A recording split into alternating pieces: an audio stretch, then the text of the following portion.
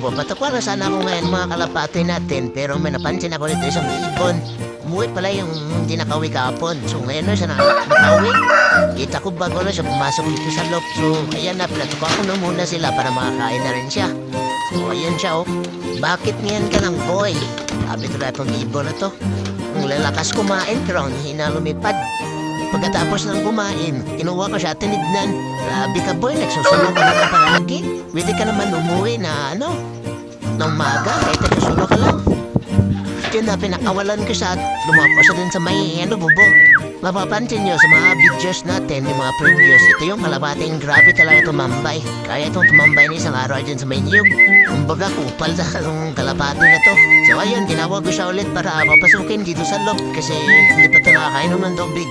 Kawawa naman, kahit na mabagal lang to pero umuwi pa rin naman. Tsaka first lap lang naman pero butas na talaga siya.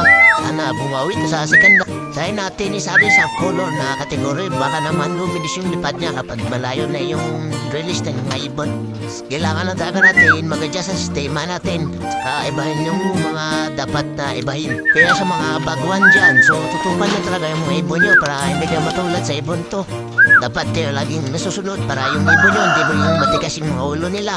Itong mga ibon ko pala, hindi ko kasi ito naasikaso masyado kasi medyo busy din ako sa work. Trabaho muna ako kasi inuuna ko yung mga needs ng pamilya bago itong natin hobby, yung pagkakalapati. So, tala mo na yung update natin ngayong araw mga kalapatids. At salamat din sa panood. So, ito yung sticker niya, tinry ko siyang i-clap. Teka na lang ipapagita yung speed kasi ang LED.